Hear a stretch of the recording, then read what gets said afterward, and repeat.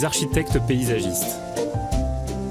Je vous invite à un voyage dans l'art des jardins, à la rencontre de ceux qui les font vivre, les étudient et les imaginent.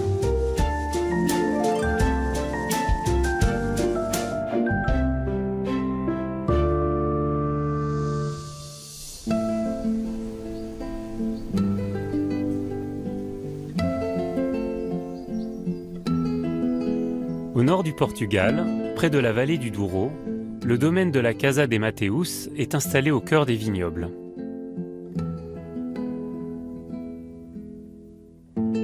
La Casa de Mateus lie terres agricoles et jardins d'apparat.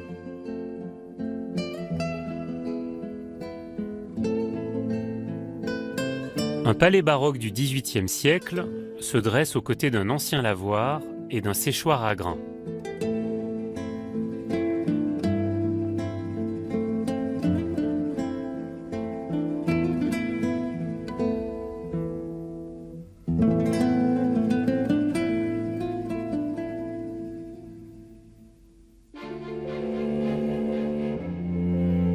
La famille du comte Albuquerque habite la Casa de Mateus depuis plus de 3 siècles. De génération en génération, le patrimoine s'est développé grâce à la production céréalière et viticole. Au XVIIIe siècle, l'ancienne maison familiale est remplacée par un palais baroque et sa chapelle.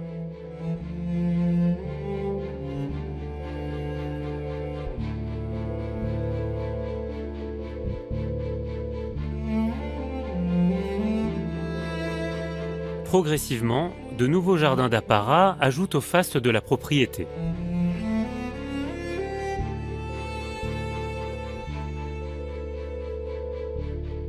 En 1960, le paysagiste Ribeiro Teles crée un miroir d'eau à l'entrée du domaine. Pedro Ginja est ingénieur forestier, auteur d'une étude sur les arbres du domaine. Pedro, le dispositif d'entrée dans le domaine est théâtral, puisqu'on rentre d'abord en traversant un bois qui bloque la vue, et puis d'un coup, on se retrouve face à ce miroir d'eau qui dialogue avec le bâtiment. Quand Gonçalo Ribeiro Teles dessine ce lac et cette entrée, il réussit à créer un effet qui fait du palais le point central du paysage. En créant ces allées, ces rideaux de végétation dense, il attire notre attention vers le bâtiment. Et en ajoutant le reflet de la maison, il réussit un effet vraiment théâtral. Ça suscite toujours l'étonnement quand on visite le domaine. Alors on a le sentiment que l'architecture et les espaces extérieurs et les jardins font partie d'une seule et même énergie. Ils semblent très cohérents et pourtant la chronologie n'est pas la même. Oui, c'est l'un des aspects très intéressants de la Casa de Mateus.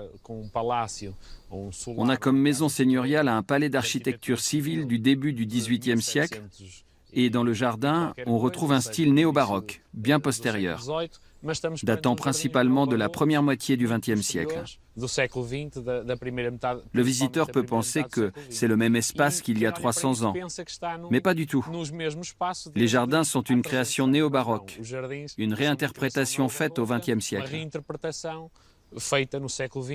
Même s'il est vrai qu'on peut avoir l'impression que les deux ont été conçus à la même époque, la maison est bien antérieure.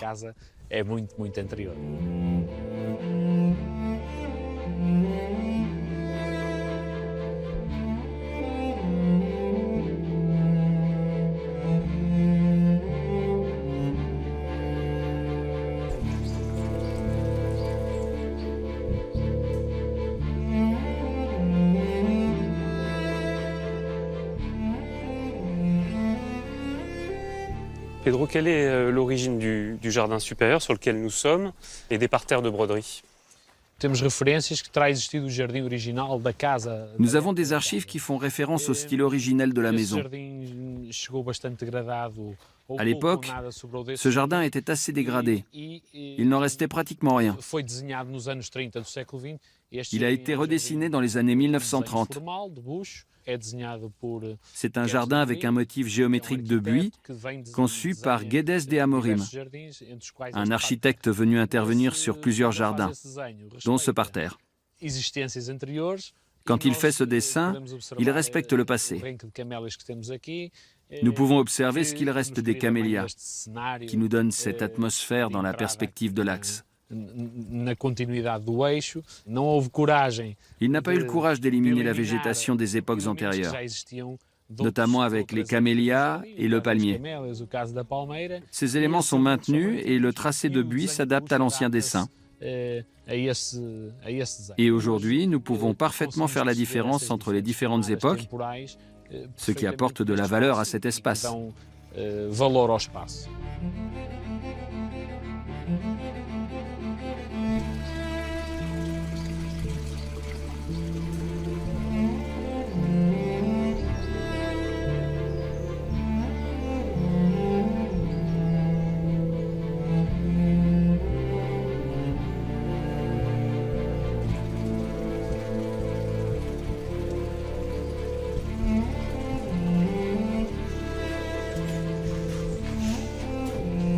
Derrière l'arche des camélias, un tunnel de cyprès invite à profiter de l'ombre et de la fraîcheur. La création de cette immense voûte végétale est le résultat de 70 ans de taille.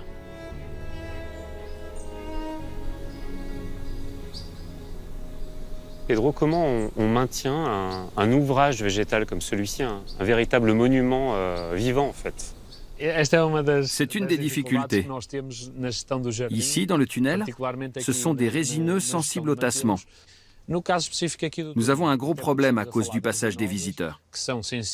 Les racines des arbres sont très tassées et cela nous préoccupe. Ce tunnel est constitué d'environ 80 arbres différents imbriqués. Ils sont en forte compétition les uns avec les autres. Si nous avions donné plus de place à ces arbres, ils seraient énormes. Mais là, puisque les cyprès sont plantés dans un alignement très serré, certaines de ces plantes sont fragilisées et perdent de leur vitalité. C'est la raison pour laquelle nous avons quelques trous dans le feuillage. Ces trous se referment lorsque les branches de l'arbre voisin les recouvrent.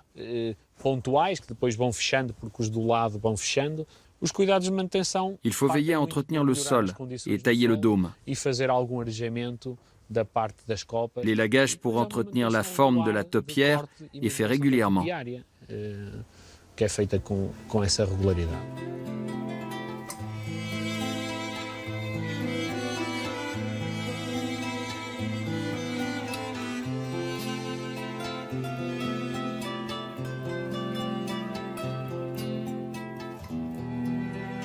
Les jardins de Casa de Mateus sont composés autour d'un axe qui structure la propriété et traverse les bâtiments. Un miroir d'eau marque l'entrée de la demeure. Des jardins en terrasse surplombent le jardin des fleurs et le jardin de la couronne. Une voûte de cyprès longe les 3 pièces d'eau. Des treilles accompagnent les allées et conduisent vers les vignes. Des parcelles rectangulaires font la transition au sud entre la demeure et les terres agricoles.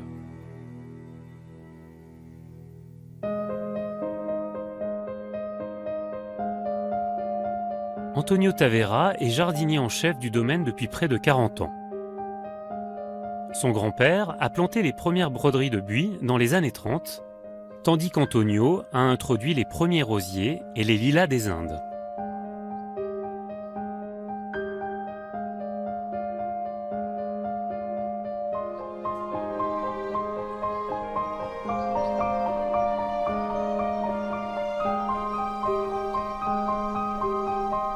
En profitant du climat de la vallée du Douro, avec ses étés chauds et secs, ses hivers doux et humides, il a récemment enrichi le jardin des fleurs. Avant, il n'y avait que deux variétés de fleurs, qui étaient les astères de Chine et les ignaces.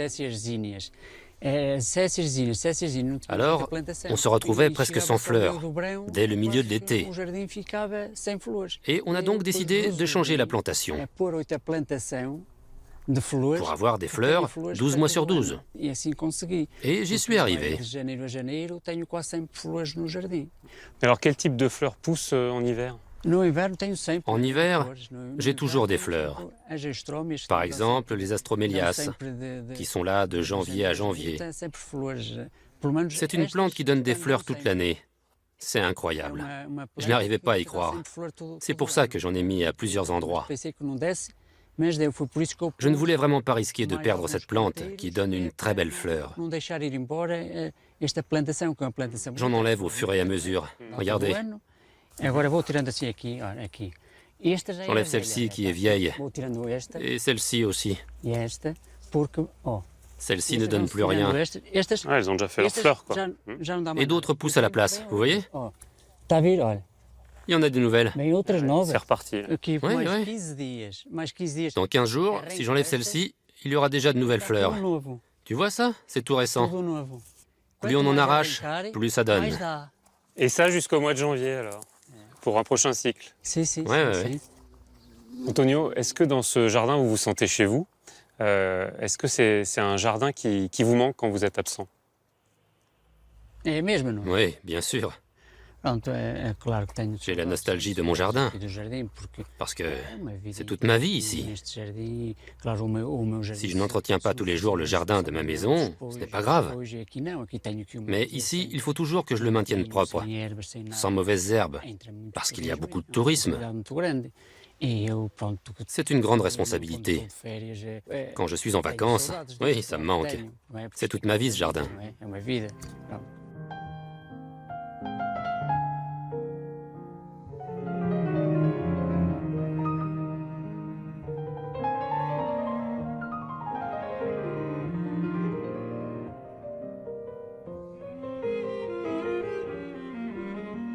Comme son grand-père avant lui, Antonio taille à la main toutes les broderies de buis.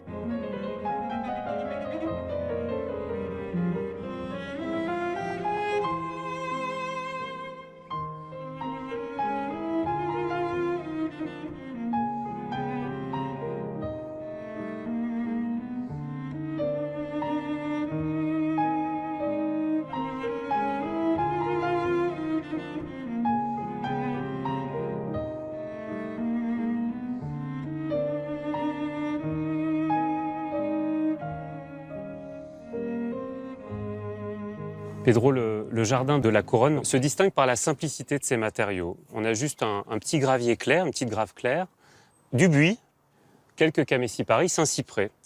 Finalement, c'est l'espace le plus sobre des jardins de Casa do Mateus.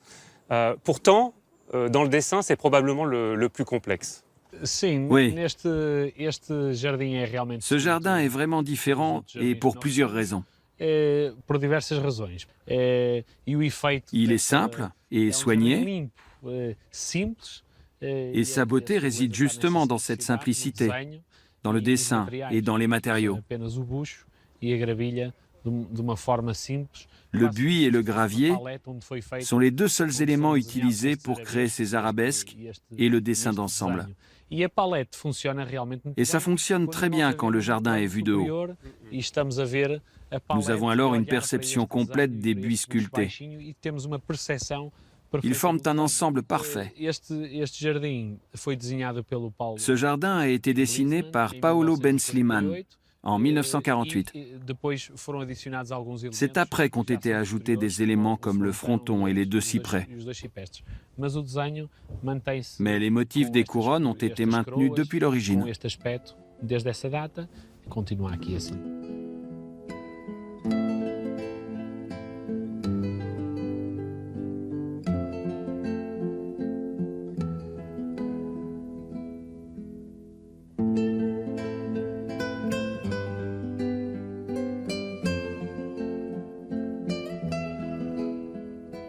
Le long du jardin de la Couronne, des piliers en granit relient les jardins ornementaux aux terres agricoles.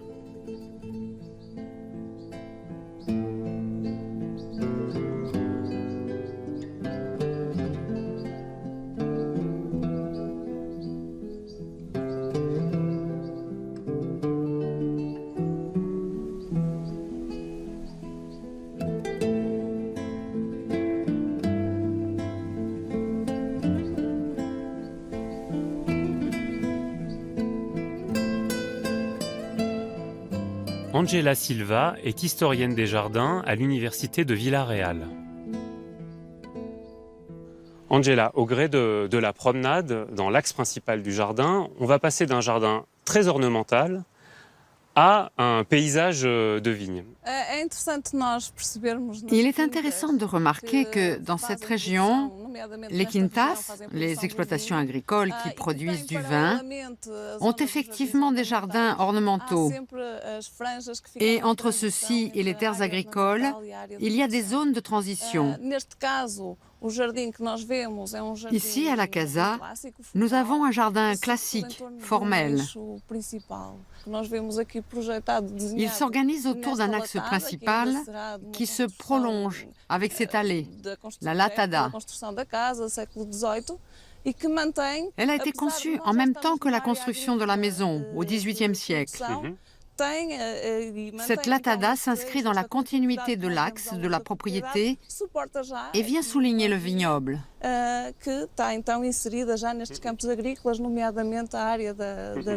Alors, comment on peut définir ces latadas, ce qui est autour de nous? La latada se distingue de la pergola. Même si elles ont toutes les deux pour fonction de soutenir la végétation, la latada est associée à la vigne, alors que la pergola porte des plantes ornementales. Et alors, les latadas, elles sont aussi caractérisées par ces colonnes de granit qui, ici, contrairement à celles qu'on va rencontrer un petit peu plus loin dans les champs, sont taillées, sont ornementées. Oui, notamment à partir du XVIIIe siècle, dans ces grandes propriétés qui utilisent le granit, avec ce style baroque du nord du Portugal. Cette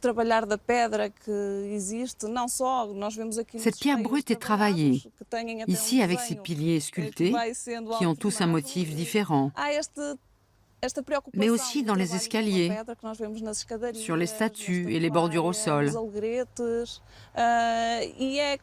C'est fréquent dans les jardins du nord du pays, où le granit est la roche par excellence.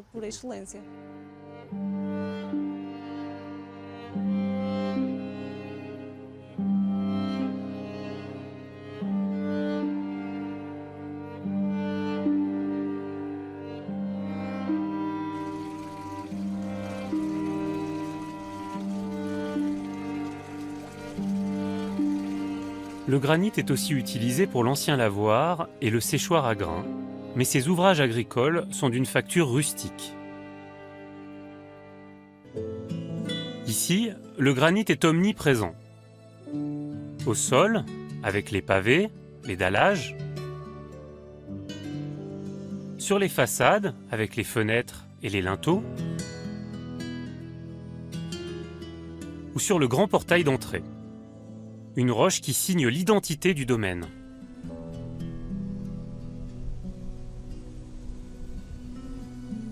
La géologie, l'orientation et le climat contribuent à la qualité du vignoble.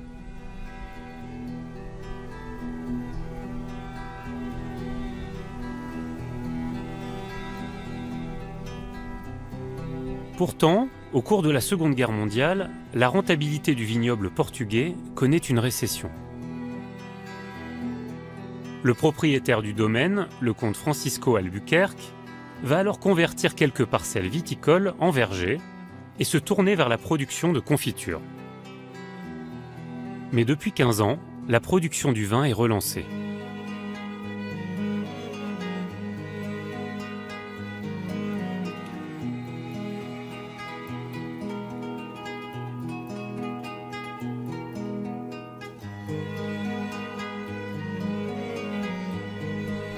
Aujourd'hui, une des allées principales est encore bordée de nombreux arbres fruitiers.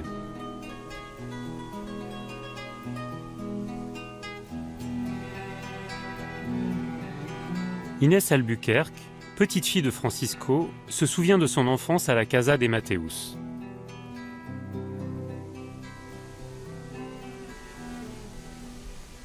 Mon grand-père, il avait la passion des pommes et des poires surtout. Il voulait essayer de manger le fruit dans sa seconde de perfection.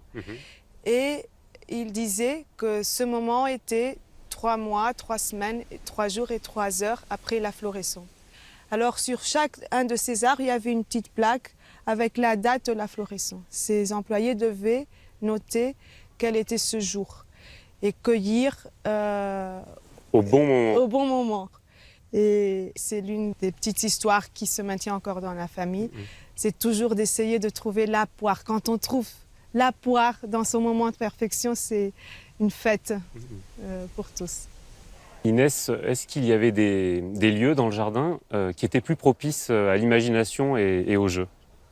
Il y avait plusieurs endroits qui étaient magiques en notre enfance. Et il y avait une salle où il y avait toutes les échasses et tous les jeux. Et alors, c'était la première chose qu'on faisait le matin, c'était d'aller ouvrir la porte, prendre les échasses, les emmener au jardin. On traversait les lacs, on faisait toutes sortes de jeux avec les échasses. Et on avait aussi des petits parcours genre triathlon, des courses qu'il fallait faire. Oui, qu'il fallait faire. Une partie en échasse, c'était ma préférée, j'étais la meilleure. une partie en bicyclette qui était sur toute cette allée. Et après, on finissait à la piscine.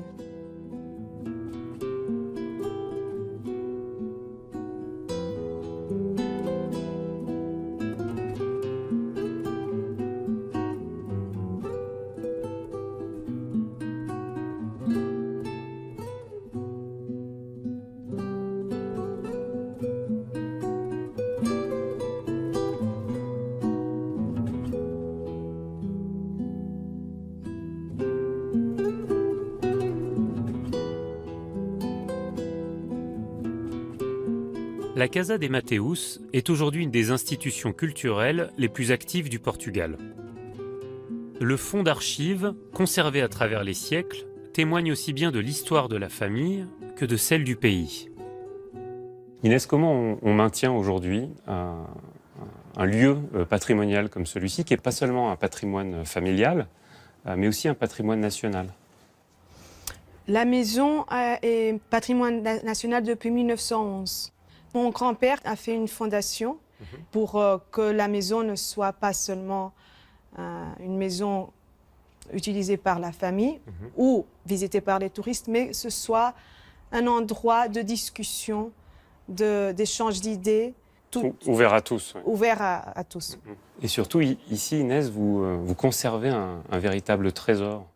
Oui, mon père, il dit toujours que s'il y avait un malheur, le document, l'objet qu'il essayerait de sauver, c'est l'édition des Lusíadas de Dom José Maria. Dom José Maria est le petit-fils de celui qui a fait construire la maison et mon 6e grand-père.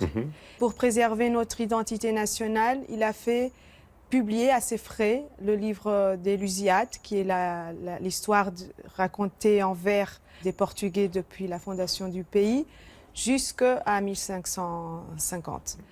Jusqu'à moi, j'ai notre grand poète national, c'est comme Goethe en Allemagne.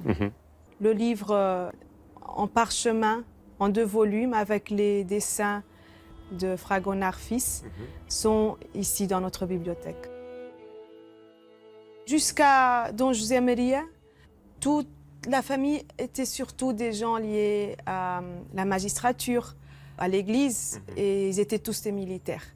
Et lui, il ouvre cette porte merveilleuse, la culture, des arts, qui est en ce moment notre fil conducteur de toutes nos activités.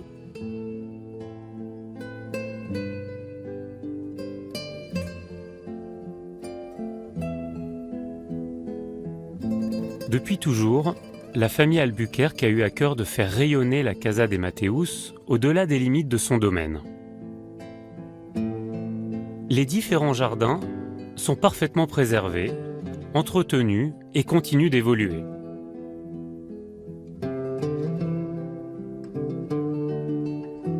Le dialogue et l'équilibre entre l'architecture, les jardins d'apparat et les parcelles de vignes et de vergers qui entourent le domaine confèrent à la propriété un charme fou. Ce sentiment extraordinaire que l'on visite un trésor, une perle rare dans l'histoire de l'art des jardins au Portugal et en Europe.